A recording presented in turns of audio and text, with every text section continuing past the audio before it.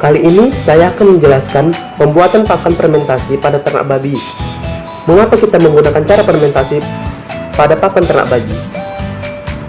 Karena di sini kita tahu bahwa pakan yang difermentasi oleh mikroba dapat bermanfaat untuk meningkatkan kemudahan dicernanya pakan tersebut dan juga dapat meningkatkan masa kadaluarsa pakan.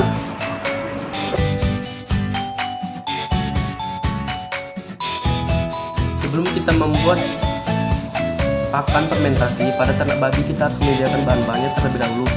Yang pertama, kita menggunakan limbah pertanian. Kita bisa menggunakan batang atau biasa disebut gedebuk pisang. Lalu yang kedua ada pakan hijauan. Kita bisa menggunakan bayam, kangkung maupun daun singkong. Baru kita menggunakan dedak. Dedak yang kita gunakan ada dua, yaitu dedak padi merah dan dedak jagung. Kemudian ada konsentrat. Lalu sebagai dekomposernya kita gunakan M4. Lalu ada gula pasir. Untuk membuat pakan fermentasi pada ternak babi, hal yang pertama harus kita lakukan adalah mencincang dan memotong pakan dasar pada ternak, yaitu ada batang pisang dan pakan hijauan seperti bayam, kangkung maupun daun singkong. Bahan-bahan tersebut kita cincang sehalus mungkin agar mudah dicerna oleh perut babi. Mengapa kita menggunakan batang pisang? Karena selain mudah didapatkan dan murah, batang pisang juga mengandung bahan nutrisi yang sangat berguna bagi ternak babi. Batang pisang biasanya digunakan pada hewan ternak lainnya seperti sapi, kerbau maupun kuda. Setelah bahan-bahan pakan dasar tadi sudah dihaluskan, kita tambahkan dedak. Di sini dedak yang kita gunakan ada dua macam, yaitu dedak padi dan dedak jagung. Dedak berfungsi sebagai sumber karbohidrat bagi hewan ternak.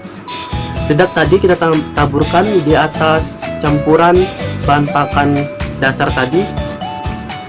Lalu kita tambahkan juga konsentrat. Di sini konsentrat sangat cocok untuk hewan ternak pedaging seperti babi. Setelah kita tambahkan konsentrat dan dedak tadi, lalu kita aduk secara merata agar konsentrat dan dedak tidak menumpuk pada satu tempat saja.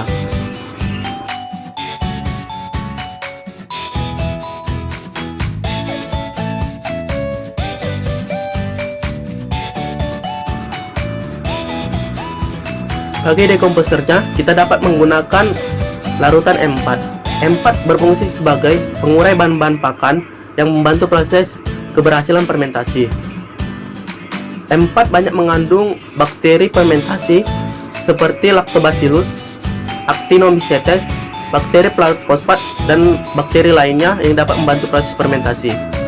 M4 tadi kita tambahkan dengan air, lalu kita campurkan dan aduk secara merata.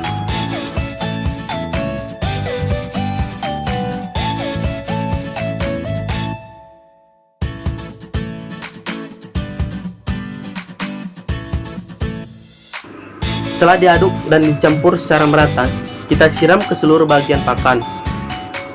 Lalu kita aduk lagi secara merata agar larutan M4 tadi mengenai seluruh bagian pakan, sehingga proses fermentasi dapat berjalan dengan maksimal.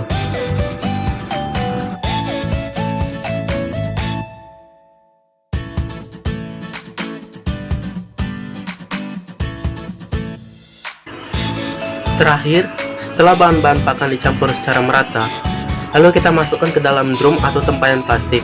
Di sini drum atau tempayan plastik sangat cocok untuk proses fermentasi karena di dalam wadahnya tidak ada sirkulasi udara. Setelah bahan pakan dimasukkan ke dalam drum, lalu kita lakukan pemadatan. Tujuannya untuk memperkecil rongga-rongga udara. Karena semakin kecil rongga-rongga udara, maka semakin bagus untuk bakteri berkembang biak dan melakukan penguraian bahan-bahan pakan.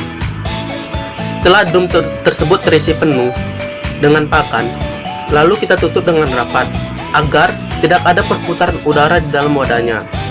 Setelah itu kita tunggu selama 1 minggu, lalu pakan siap diberikan kepada hewan ternak babi.